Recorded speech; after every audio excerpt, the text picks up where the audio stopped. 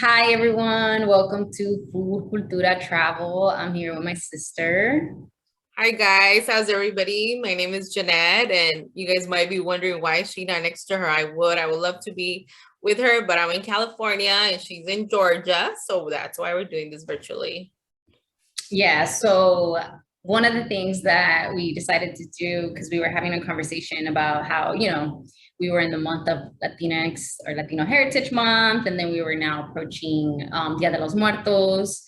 This is a month for Dia de los Muertos, and we were just talking about just stories we have in like our culture and kind of brought up this idea that we weren't always this proud of our heritage and and kind of our own journey growing up, like as we kind of get older, we're also working a lot about being ourselves, like showing up in spaces, being ourselves and being more confident too.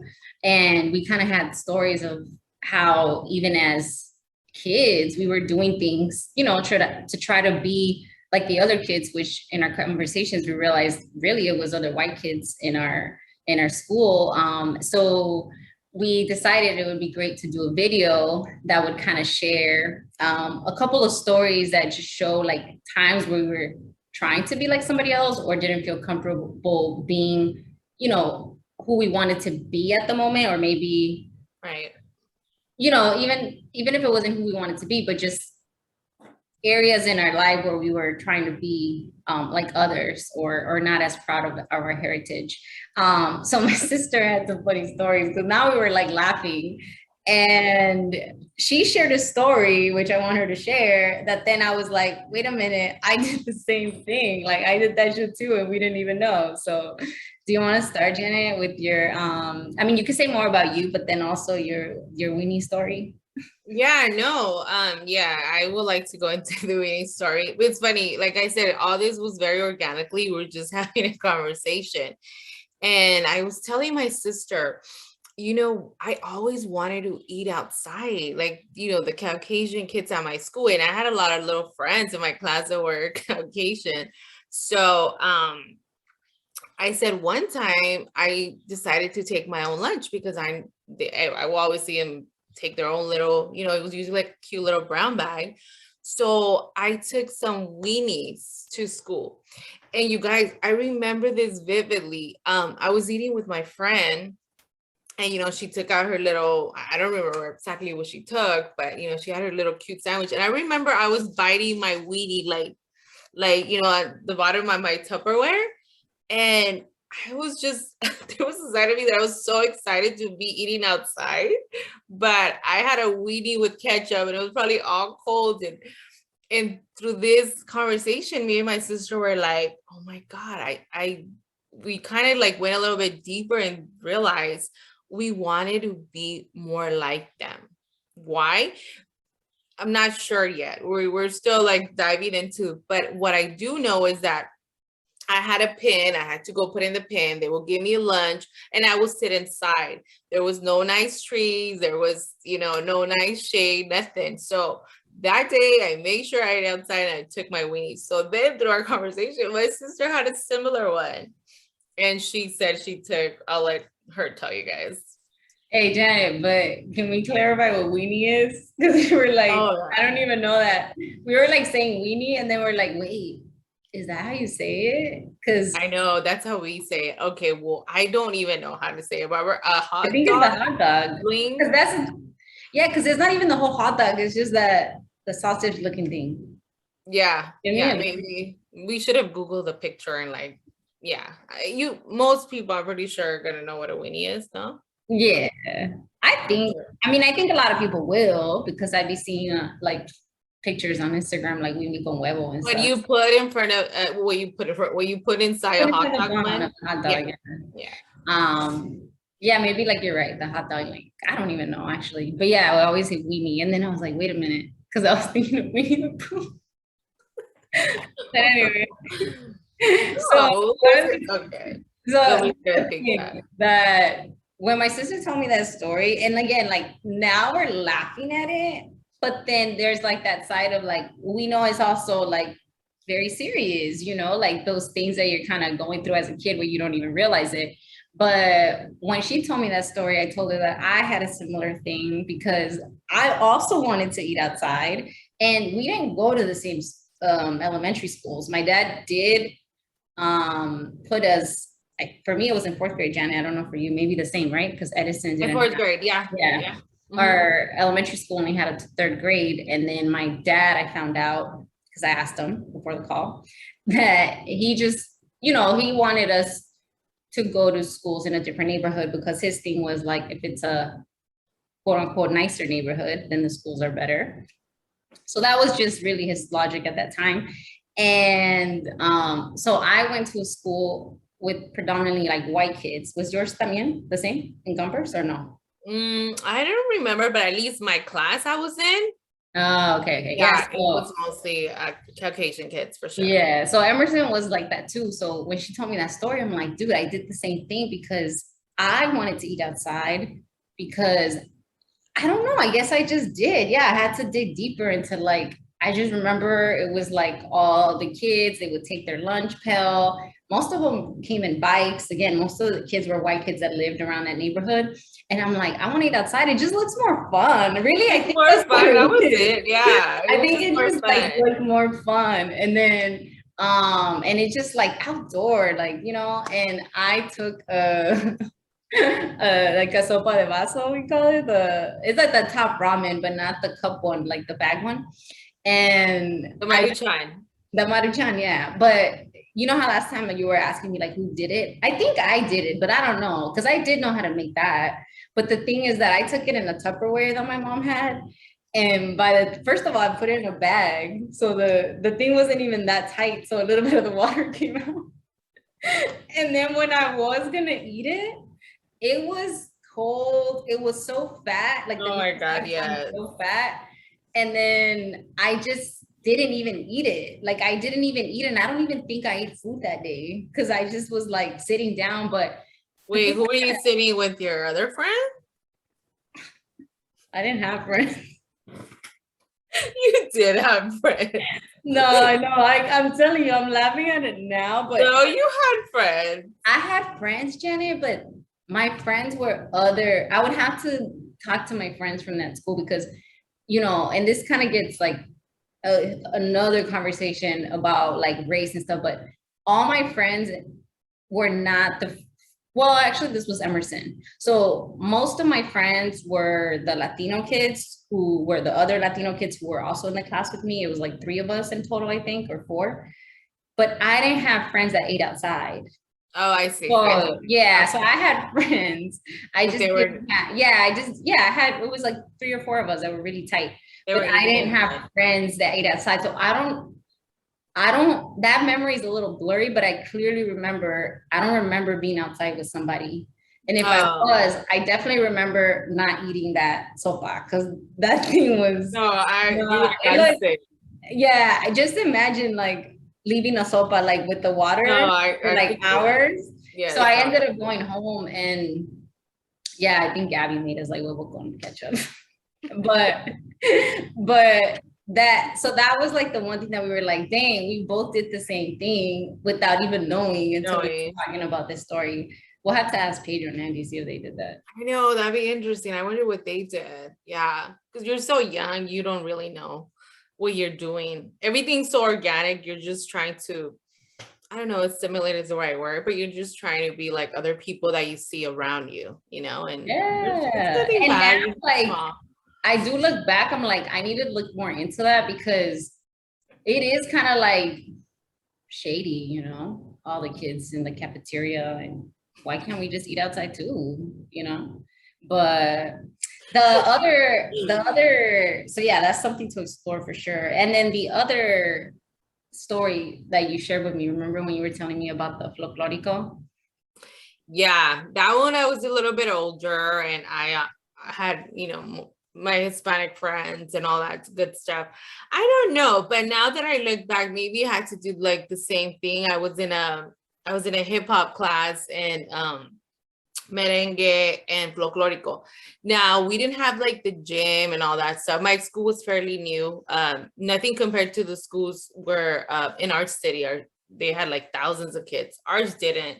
But So hip hop was always my favorite. I would like to perform it. I like the music. I still do.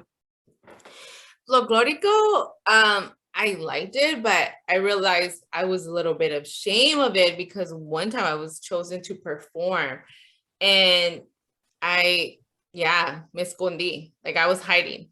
I was hiding. I didn't go out there and just the thought of me with that big old bow and like the flow.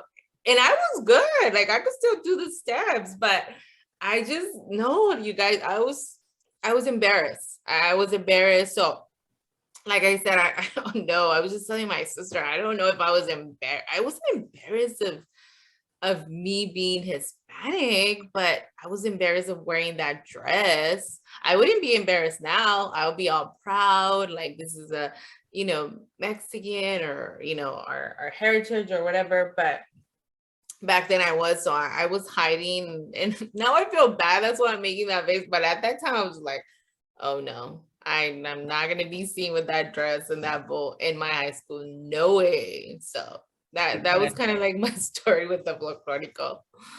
And I think that like some of the stuff, like as you're saying that, I'm thinking of like several things, but we were talking about like, obviously messages we receive that will make us feel like that, right? Like we don't necessarily can always pinpoint to which ones, but something told us either ashamed the word or a little bit, embarrassed, whatever it is, like that is not kind of right. And or it's not something to be proud of, or it's something to Right. hide, or it's not cool, especially like in high school, Exactly. like Uh-huh. because I feel like when I was in Urequio, my dad told me to wear the whole Oh yeah, like the like the bodice guaritas. and stuff like that. Yeah.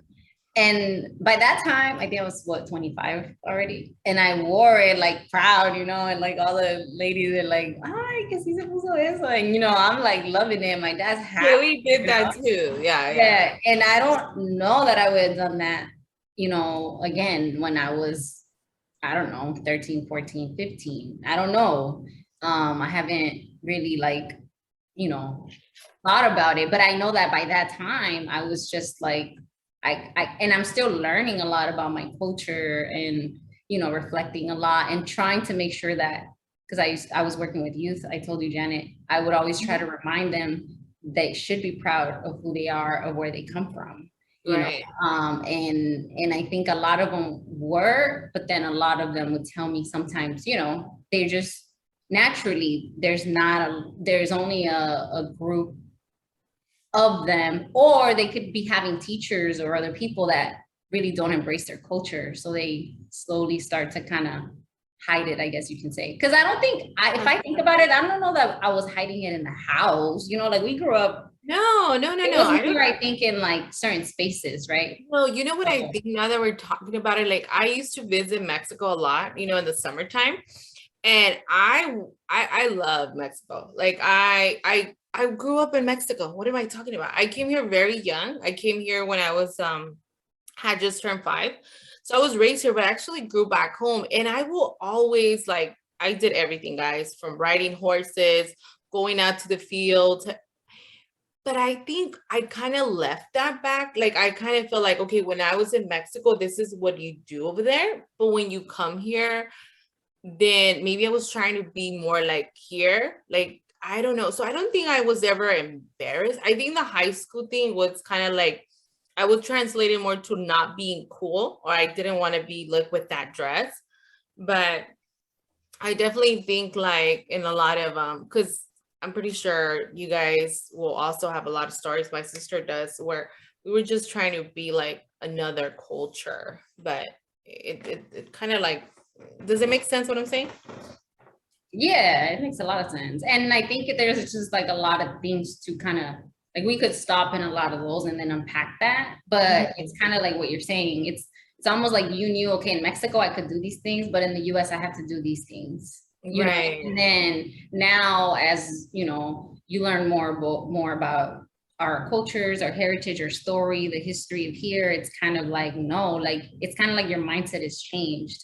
Because even of things of like I was telling you last time,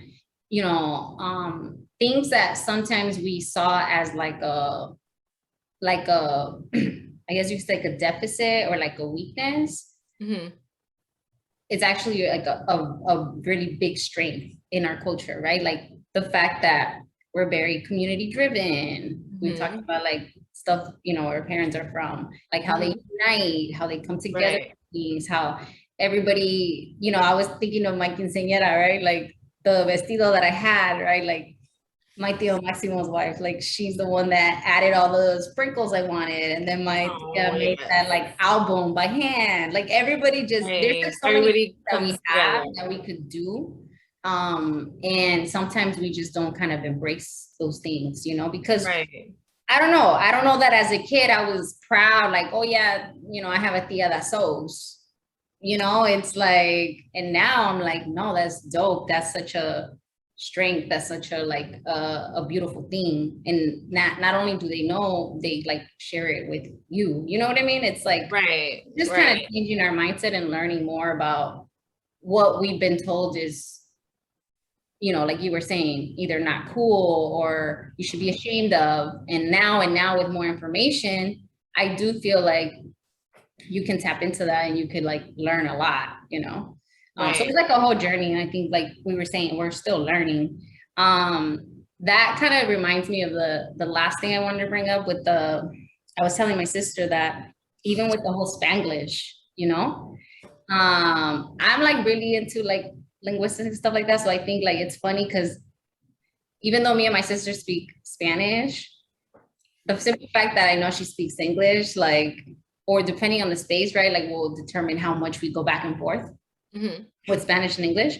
But I've always worked, when I was at H&R Block or when I was at T-Mobile and like all those jobs I did, I always work with like Spanish speaking people Right. and like a lot of like predominantly Latinos, I would say. And then, so I always use both languages. Mm-hmm. But even with my friends, I feel like I always try to just use one. In that time, this was a long time ago. Like, okay, si vas a hablar español, habla español. Hablar inglés, habla inglés, but don't go back and forth. Or if I said parqueando, in my head, I would say estacionando, and then, I'd be like, ah. I remember Especially picture. around my dad, because he will Yeah. correct us so much. Yeah. Yeah, but I do feel like sometimes Pedro will be like, like when I would say that, like, So I had a professor though when I was at Dominguez Hills, and she was one time she did ask like, how many of you are speak Spanish and English, and then how many of you don't? And she basically asked the people that didn't, like, how do you feel when you hear other people speak Spanglish? Mm-hmm. And either go back and forth or just create other words that you wouldn't even know what they mean. And some Right. people were like, oh, I feel like they're talking about me, or I feel like Mm-hmm. they're saying, so like a lot of it was kind of negative. And that's kind of one example that I was giving, like, instead of seeing it like, oh, they're bilingual, they speak Right. languages, they come with two. So the teacher was so excited about it. She's like, if you speak English and Spanish, like, you are bringing, the way our brain works, they just want to go with what's faster. So they're going to mix the two languages and bring parking with, add the ending ando, right? So, and put it together and it's parqueando and you know it and your family knows it. Like she was so excited. Oh God, It's that like, got me excited. Like right yeah, like there. Yeah. so hearing her and her telling us, be proud of it, don't be ashamed of it, don't, like, Right. that is just a natural thing that our brains do when we do speak multiple languages, when we, like, it was just kind of like a way of flipping it. And I feel Mhm. like it was until that time where I didn't feel like I'm constantly monitoring which language I'm in, like now I Mhm. just speak it. Yeah. And I'm not like trying to, oh my gosh, se me salió parqueando. That's not the right thing to say. It's like, no, it is, because we understand it and we made it, and it became that. But that is like another one that I thought of that I'm like grateful for that professor. And again, it just kind of changed my mindset because I don't think that I was always like that, with like Right. knowing two languages and stuff. Well, now I know more. Yeah. he allowed you to know like that it also has a lot of strengths, you know? Yeah. And I think what we were saying too is like, really, we wanted to share these stories because it stemmed from us thinking a little bit about, Latino Heritage Month, thinking about going into Dia de los Muertos, but also, just, and I've had like some people say like, oh my gosh, you're just so proud of your heritage. I love it. And at the same time, it's kind of like this ongoing journey that I am in about learning about my own culture, my family stories, good and bad. And then also like learning about other cultures and other stories and kind of finding a lot of like similarities and stuff. But it's not like I was always like this. This is like an ongoing thing that we said, Janet, earlier. We were talking about, we're still learning. Still learning. Because it's not like we're now ourselves 100% in every time. Like for me, that's still an ongoing thing.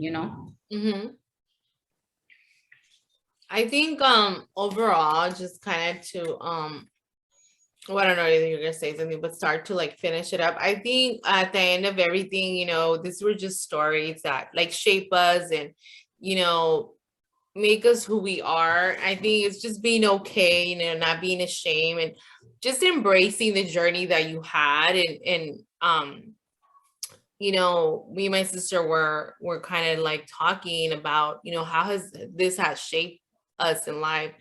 I feel like I embrace more who I am now. At the end of the road, what I want to say is that it's just being okay and embracing who you are and just, all the little incidents that has shaped you, because there's always a reason of why you were thinking that way and, and what it did to you. And ultimately, I think it's gonna be for a greater purpose or whatever purpose you have. So I think for me, like when I think of how it shaped me, it's kind of, I think it is a deep question because I think there's a lot of ways, but it just allows me to also be more aware of things, like you were saying, like understand that there were certain things that were in place or still in place that sometimes tell us not to be ourselves or not to show that part of ourselves. But at the same time, now I can't say in every single space because I'm constantly working on it, but like you were saying, Janet, I could be in places and I'm like, I don't give a shit. I just kind of talk the way I talk, like I'm not trying to talk a certain way or like be a certain person or, it could be anything little. Like I just talk proudly about my family, about my parents, about where I come from. And yeah, and it's kind of like you were saying last time, like, you were at the Dia de los Muertos thing, like dancing and stuff. And it's kind of like, it just feels right. So it's kind of just like, it's just who you are really. You just kind of go with the feeling. Like it just felt great. If you fell in your zone, you saw a mariachi and it just feels good and it's okay. So you just embrace who you are, get all the feelings and and also stay open to other cultures. Yeah, because there's no like one way that defines us. Like there's just so much into what makes, like we're talking about, our heritage here, but, and we'll get into this in another talk, but you were saying like, it's not to say like, oh, all Mexicans like mariachi, right? Because we were talking about there's certain music that you don't like that people expect you to like. But it is kind of like saying if that is part of what you grew up with or what you enjoyed, then show it and dance. Show it, embrace that. Yes, exactly. I love mariachi. So I love mariachi. And it probably has to do because we always have mariachi around. I don't know. Yeah, it's true. All right, everyone. Well, thank you for listening. And I'm so excited that my sister joined me because literally these are conversations that we always kind of have on the phone. So we figured, why not bring some? So if you have any comments, suggestions, thoughts, definitely feel free to let us know through the comments. Don't forget to subscribe. That's another thing you can do. And we are basically continuing this conversation and planning to see what's next. Thank Yes. you. Thank you, everybody. Thank you so much for giving us this space and, just listen to our conversation. Yeah, thank you so much. And be yourself. Be yourself. You're Bye. unique. Yes. Bye.